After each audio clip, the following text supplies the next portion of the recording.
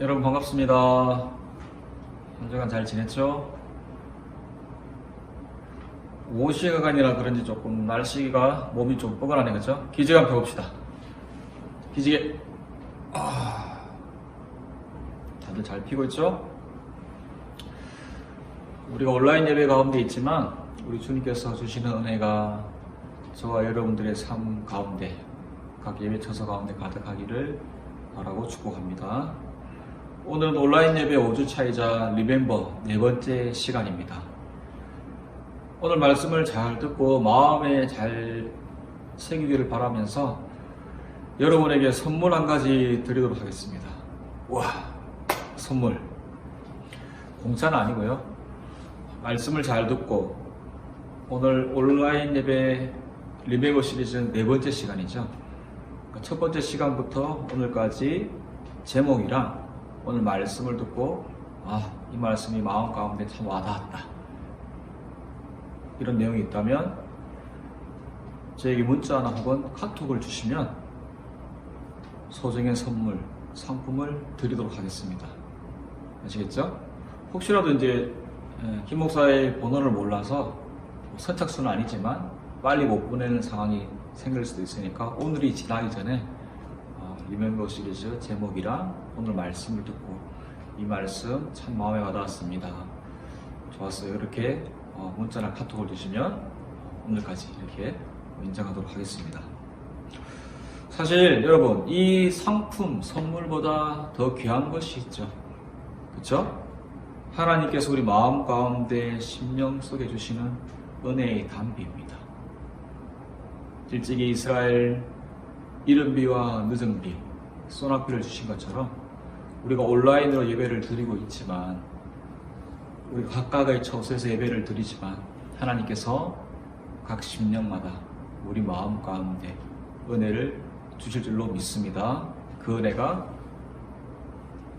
어떠한 은혜이든 하나님께 주신 귀한 은혜가 되기를 바라면서, 사랑하는 여러분, 오늘도 말씀에 집중하고 말씀을 잘 담으시는 귀한 시간이 되시기를 바랍니다. 오늘 말씀 본문과 주제 한번 같이 한번 해보겠습니다. 리멤버 4, 4번째 시간이죠. 같이 합시다. 공동체. 오늘은 공동체입니다. 성령 안에서 하나 되게. 본문 말씀은 에베소서 4장 2절 3절입니다. 우리 같이 보면서 해볼까요? 에베소서 4장 2절 3절 같이 합니다.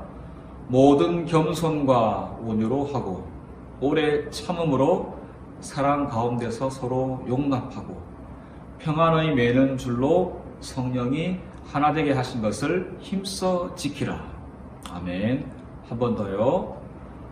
모든 겸손과 온유로 하고 오래 참음으로 사랑 가운데서 서로 용납하고 평안의 매는 줄로 성령이 하나 되게 하신 것을 힘써 지키라. 아멘. 교회를 주신 목적, 공동체를 주신 목적이 있습니다. 왜 주셨을까요? 왜 교회를 주시고 공동체를 우리에게 허락하여 주셨을까요? 에베소서에 대해 잠깐 살펴보면 다음과 같습니다. 옥중서신이라는 말을 들어보았죠. 이 바울 목사님께서 옥중에서 편지를 썼습니다. 쉽게 말하면 우리가 스타벅스에서 커피를 마시면서 이 서신을 쓴 것이 아니라, 우아하게 쓴 것이 아니라 차가운 감옥바다에서 편지를 썼으니 그 얼마나 간절하고 얼마나 마음 가운데 간곡한 마음으로 편지를 썼을까요? 그리고 에베소서는 우리가 이미 살펴본 것처럼 신구약 성경 가운데 가장 완벽한 교회론이라고 할 수 있습니다. 에베소서의 주제가 뭐죠? 교회론이기 때문입니다. 교회가 도대체 무엇일까? 교회는 무엇을 하는 것인가? 우리에게 잘 보여주고 있는 서신이 바로 에베소서입니다. 사도 바울이 감옥에서 이 서신을 기록하고 에베소 교회에 보낸 이후에 20-30년 시간이 흘러서 그 에베소 교회가 어떤 교회가 되었죠? 요한계시록 2장과 3장에 보면 소아시아 7교회가 등장을 하게 되는데 그 가운데 가장 대표적인 교회가 에베소 교회입니다. 계시록에서 나타나는 에베소 교회는 대단히 강점, 장점이 많은 안정된 교회였습니다. 열정적인 교회였고 믿음의 역사가 힘차게 일어나는 교회, 예수 믿고 우상을 때려 부수는 사람들, 미신의 흔적들을 불태우는 사람들이 허다했습니다. 교회를 섬기다가 있을 수 있는 웬만한 고난과 어려움쯤은 쉽게 극복하고 이길 수 있는 인내할 줄 아는 교회, 참을성 있는 교회가 이 에베소 교회입니다. 손톱만한 문제 때문에 교회가 시끌시끌 흔들흔들한 그런 교회 적어도 아니었습니다. 그뿐 아니라 거짓 교훈을 안고 교회에 들어와 교회를 오염시키는 자들을 용납하지 아니하고 단호히 물리친 전통적인 교회, 단단하고 힘있는 교회가 바로 이 에베소 교회, 류직인 교회, 겉으로 보기에는 아주 모범적인 교회라고 할 수 있는 교회였습니다. 하지만 이 교회에 치명적인 약점이 있었습니다. 어떤 약점이 있었을까요? 우리 말씀 한번 같이 볼까요? 계시록 2장 4절 5절입니다. 그러나 너를 책망할 것이 있나니 너의 처음 사랑을 버렸느니라. 그러므로 어디서 떨어진 것을 생각하고 회개하여 처음 행위를 가지라. 처음 사랑, 처음 행위가 무엇입니까? 우리가 처음 예수님을 믿었을 때에 속죄받은 구원의 감격입니다. 그 구원의 감격, 죄사함 받고 하나님의 자녀가 된 그 구원의 감격, 구원의 은혜, 구원의 감격과 구속의 은혜를 잊지 아니하는 우리 청년들이 되기를 바랍니다. 처음 행위를 가지라고 하십니다. 하나님의 사랑을 기억하는 공동체. 성경은 우리에게 말씀하고 있습니다. 하나님의 사랑, 회개하고 처음 행위를 가지라. 우리가 다들 잘 아는 사랑장인 고린도서 13장 마지막을 어떻게 마무리하고 있죠? 볼까요? 믿음, 소망, 사랑, 이 세 가지는 항상 있을 것인데 그 중에 제일은 뭐다? 사랑이다. 사랑이라고 말씀하고 있습니다. 우리 사랑하는 여러분, 사랑하는 청년들, 사랑이 가득한 우리 귀한 청년부가 되시길 주님의 이름으로 축원합니다. 우리 교회에 가장 필요한 것, 우리 공동체에 가장 필요한 것, 우리 청년부에게 있어서 가장 필요한 것이 무엇일까요? 바로 사랑입니다. 오늘 본문은 우리에게 말씀합니다. 우리에게 가장 필요한 것, 사랑. 사랑의 공동체가 되어야 합니다. 많은 사람이 교회에 있습니다. 많은 구성원들이 교회를 이루고 있습니다. 참으로 다양합니다. 어떻게 이 많은 사람들이 공동체 안에서 하나 될 수 있을까요? 어려운 것도 복잡한 것도 아닙니다. 이것 하나만 있으면 됩니다. 뭘까요? 바로 사랑입니다. 하나 되었던 아름다운 공동체가 흩어지게 된 작은 이유는 뭐죠? 사랑이었기 때문에. 한 사람의 사랑이 부족하기 때문에, 겸손하지 못했기 때문에 그렇게 되는 것입니다. 온유하고 부드럽고 인내하고 참았으면 되는데 그렇게 하지 못했기 때문에 공동체가 어려움을 겪게 되고 깨어지게 됩니다. 오늘 본문은 말씀합니다. 겸손과 온유로 하고 오래 참음과 사랑 가운데 서로 용납하라. 이것이 사랑 가운데 한 공동체를 이루는 아름다운 비결입니다. 성경은 우리에게 분명하게 말씀하고 있죠. 사랑 가운데 서로 용납하라. 오늘 말씀의 포인트를, 단어를 잘 생각하면 좋을 것 같아요. 온유, 겸손, 인내, 용납, 그리고 성령 안에서. 온유, 겸손, 인내, 용납, 그리고 성령. 이 단어를 잘 기억하시면 말씀 가운데 참 도움이 될 줄로 믿습니다. 먼저 겸손과 온유에 대해서 한번 생각해 보면 다음과 같습니다. 우리 겸손이 무엇이라고 생각하죠? 겸손. 여러분 다들 겸손하십니까? 어떻죠? 주님 앞에 섰을 때 어떠한 마음이 겸손한 마음이죠? 주님, 나는 죄인입니다. 저는 부족합니다. 주님 앞에서 아무것도 아닙니다. 이것을 깨닫게 될 때에 우리는 겸손한 사람이 될 수가 있는 것입니다. 우리가 은혜 받기 전에는 어떤 마음이 있을 수 있을까요? 다 괜찮은 사람인 줄로 착각합니다. 대부분의 사람이 그렇게 생각을 합니다. 하지만 은혜 받고 난 뒤에는 어떻죠? 그 태도가 바뀌게 됩니다. 나는 죄인입니다. 나는 부족합니다. 이것이 겸손한 사람, 은혜 받은 사람의 태도입니다. 더 나아가서 하나님의 능력으로 살아가기를 갈망하게 됩니다. 우리가 리멤버 첫 번째 시간 고백한 것처럼 능력 한번 고백해 볼까요? 내게 능력 주시는 자 안에서 내가 모든 것을 할 수 있느니라. 겸손한 자는 우리 주님의 능력으로 살아가는 자임을 꼭 기억하시길 바랍니다. 두 번째 시간 우리 주님의 언어, 성품, 그죠? 세 번째 지난주 씻는 대로 거두는 그런 귀한 은혜. 오늘 또 이렇게 네 번째 시간 공동체, 성령 안에서 이루어가는 공동체, 귀한 모습이 우리 공동체의 모습이 되기를 바라고 축복합니다. 구약시대나 신약시대나 찾아볼 수 있는 가장 빛을 발휘하는 덕목이 바로 겸손입니다. 그래서 교회에 쓴 편지 가운데 사도 바울은 다음과 같이 권면합니다. 빌립보서 2장 3절 같이 볼까요? 아무 일이든지 다툼이나 허영으로 하지 말고 오직 겸손한 마음으로 각각 자기보다 남을 낮게 여기고. 어떻게 해요? 남을 낮게 여기고. 이 마음이 겸손한 마음입니다. 남을 나보다 낮게 여기라고 사도 바울 목사님은 권면하였는데 여러분 어떻습니까? 참 쉽지 않죠. 우리 마음 가운데 이런 마음이 있습니다. 내가 너보다는 낫지. 너보다 내가 100배 낫지. 사랑하는 여러분, 이런 마음은 하나님께서 기뻐하시는 마음이 아닙니다. 항상 겸손한 마음으로 어떻게 해요? 나보다 남을 높여주고 낮게 여기라. 이렇게 분명하게 말씀하고 있습니다. 겸손 뒤에 붙는 짝꿍이 하나 있는데 손등과 손바닥처럼 수레바퀴의 두 축처럼 겸손 뒤에는 온유가 항상 따라갑니다. 겸손과 온유. 그래서 겸손과 온유로 하라 라고 말씀하고 있습니다. 온유에 대한 오해가 있을 수 있죠. 어떤 오해일까요?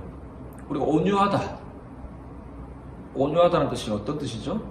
좀 약하지 않느냐, 조금 부족하지 않느냐, 연약하지 않느냐, 이러한 마음을 가질 수 있습니다. 온유한 사람은 좀 못나 보이고 바보같이 좀 여길 수도 있고요. 하지만 민수기에 등장한 모세의 모습을 한번 살펴볼까요? 민수기 12장 3절에 모세에 대해서 어떻게 평가를 하죠? 이 사람 모세는 온유함이 지면의 모든 사람보다 더하더라라고 그랬습니다. 모세를 유약하다고 생각하는 사람이 있습니까? 없습니다. 누구보다 힘있게 능력있게 하나님의 영광을 몸소 체험하며 하나님과 독대하며 강하게 사역하는 사람입니다. 우리 예수님도 말씀하셨죠? 나는 마음이 온유하고 겸손하니 이렇게 고백을 하십니다. 우리 예수님을 부족하다. 예수님이 온유하고 겸손하다 그랬는데 예수님이 부족하다. 이렇게 평가하는 사람이 있습니까? 아무도 없습니다. 온유라고 하는 말을 원문에서 살펴보니까 프라우스라고 되어 있습니다. 이 프라우스의 뜻을 살펴보면 어떤 사람이 열이 펄펄 납니다. 요즘 같은 코로나19 시대에 열 나면 안 되죠. 절대 일 나시기 마시기 바랍니다. 열이 많이 나게 되면 의식을 찾기가 힘이 드는데 의사가 처방을 주어서 약을 이제 먹게 됩니다. 해열제, 브루펜이나 타이레놀이나 개버린이나 진통제나 때에 따라서는 항생제. 그 약을 먹었더니 의사의 처방을 따라서 약을 먹었더니 열이 내려갔습니다. 맥을 짚어보고 의사가 이제 진단하기를 프라우스, 이제 온유해졌다, 이렇게 이야기를 합니다. 열이 어떻게 해요? 정상적으로 내려왔다. 감정의 통제를 받아서 정상적인 상태에 돌아왔을 때, 본능이 통제되었을 때에 완전한 통제를 받았을 때 프라우스, 이제는 온유해졌다, 이렇게 얘기할 수 있는 것입니다. 야생동물이 있죠. 길들이가 굉장히 힘이 듭니다. 아무나 보고 달려들고 물기도 하고 덤벼듭니다. 훈련을 잘 시켰더니 이 야생동물이 어떻게 되죠? 얼마나 쓰임새가 있는지 주인을 보고 반가워할 줄도 알고 산에 가서 짐승도 잡아오고 심부름도 곧잘 합니다. 잘 훈련된 이 짐승을 보고 프라우스, 온유해졌다, 이렇게 말을 합니다. 완전한 훈련이 되었다, 이렇게 얘기하는 것입니다. 하나님 말씀 앞에 굴복하고 사람들에게 부드럽게 대하는 태도를 온유라고 말하는 것입니다. 하나님 말씀에 전적으로 순종하는 태도, 동시에 사람 앞에서는 너그러이 모든 사람을 감싸 안아줄 수 있는 이러한 태도, 이 성품을 프라우스, 온유해졌다, 이렇게 말합니다. 온유는 어떻죠? 성령의 9가지 열매에도 등장을 합니다. 그렇죠? 후천적인 성품입니다. 타고나는 성품이 아니라 후천적인 성품이 온유인 것입니다. 온유는 오직 성령께서 길들여 주시는 성령의 은혜입니다. 주 안에 사랑하는 여러분, 사랑하는 청년들, 온유한 사람이 되시길 주의 이름으로 축원합니다. 온유한 사람이 어떤 사람요? 강한 사람입니다. 예수님께서 마태복음 5장의 팔복을 통해서 다음과 같이 말씀하시죠. 마태복음 5장 5절에서 온유한 자는 복이 있나니 그들이 땅을 기업으로 받을 것이며, 마찬가지입니다. 우리 영적인 성품, 부드러운 것이 이기는 것입니다. 온유함이 이기는 것입니다. 강함은 겉으로 강해 보이지만 부러집니다. 하지만 온유한 것, 부드러운 것은 부러지지 않습니다. 우리 자동차를 보면 어떻죠? 2만여 개의 부품이 있지만 대부분이 딱딱한 철로, 딱딱한 부품으로 되어 있습니다. 새로 되어 있다는 말씀이죠. 이 딱딱한 것들이 어떻게 힘있게 굴러갈 수 있을까요? 부서지고 마찰이 되면 자동차가 상해야 되는데, 그렇죠? 마디마디마다 윤활유가 있기 때문에, 힘차게 굴러갈 때마다 기름이 공급되기 때문에 2만여 개의 부품이 잘 조화되어서 힘있게 달려가더라도 아무런 문제가 없는 것입니다. 주 안에 사랑하는 여러분, 온유한 성품의 소유자, 예수님을 닮은 온유한 사람, 그리고 우리는 모관하고 부드럽지 못하기 때문에, 우리의 자아가 강하기 때문에 이 온유한 사람이 되기가 굉장히 힘이 들지만, 우리의 약함을 내려놓고 성령을 의지하면서 나아갈 때 우리의 마음과 인격과 성품이 하나님의 마음, 예수님의 성품으로 바뀌어지게 될 줄로 믿습니다. 그리고 또 하나 더 알아볼 것이 오래 참는 것. 같이 해볼까요? 오래 참읍시다. 네, 잘 하셨습니다. 오래 참는 것입니다. 여러분 어떻습니까? 한국 사람들이 참 하기 힘든 것 중에 하나가 오래 참는 것. 그렇죠? 한 가지 물어볼까요? 나는 잘 참는다. 사람 들어보세요. 구체적으로 한번 팩트 있게 한번 물어봅시다. 나는 2번 참을 수 있다. 한 번은 다 참으실 것 같아요. 그죠? 한 번도 못 참으시면 안 됩니다. 2번 참을 수 있다. 대단하신 분입니다. 손 내리시고, 나는 3번 참을 수 있다. 와, 훌륭하신 분입니다. 참고로 저도 3번까지는 참습니다. 여러분, 2번 참는 것도 대단하지만 3번 참는 것 정말 훌륭하신 거예요. 자, 다 손 내리시고, 4번 참을 수 있다. 혹시 있으십니까? 4번. 4번 참는다는 것은 더 참을 수도 있다는 얘기입니다. 우리 속담에 이런 말이 있습니다. 장독을 보아서 쥐를 치지 못한다. 이게 어떤 말이냐면, 장독 사이로 쥐가 슉슉 왔다 갔다 하는데 이 쥐를 잡아야겠는데 돌멩이를 들어서 확 던지고 싶은데 장독 닿게 할까봐 돌을 던지지 못한다는 얘기입니다. 그 장독을 위해서 돌멩이를 내려놓는다는 얘기입니다. 때로는 우리가 상처를 받을 수도 있습니다. 상처를 줄 수도 있습니다. 어떤 경우에 공동체 안에서 관계 속에서 한 방 지어받고 싶을 때가 있죠.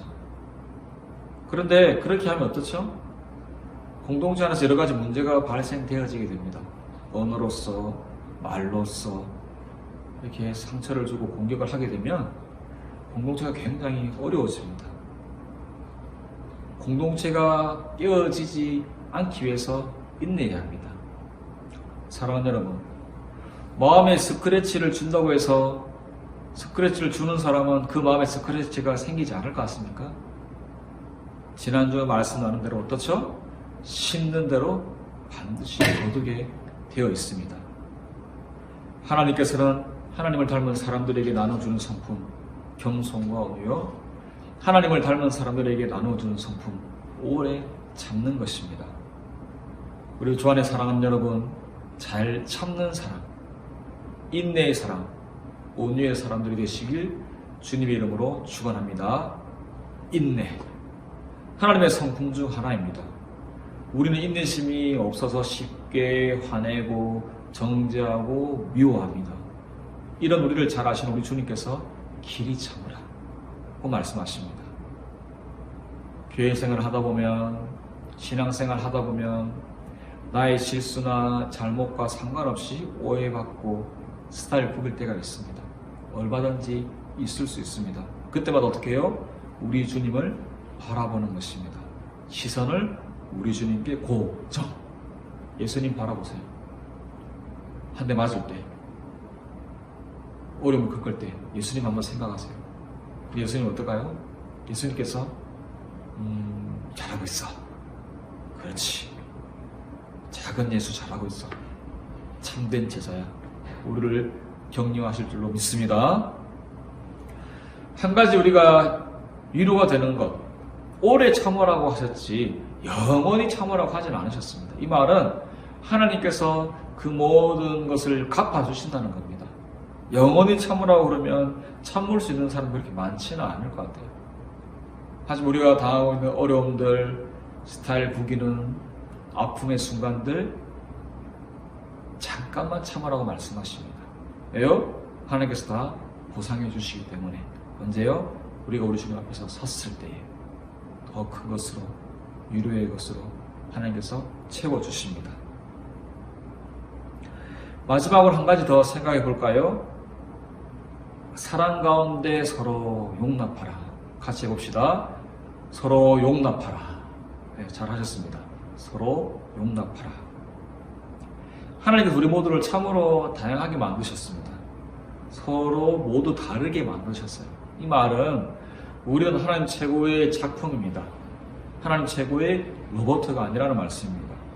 성품이 다르고 스타일이 다르고 살아온 환경이 다르고 기질이 다르고 모든 것이 다릅니다. 어떤 사람은 느긋하지만 어떤 사람은 급합니다. 어떤 사람은 짜장면을 좋아하고 어떤 사람은 짬뽕을 좋아합니다.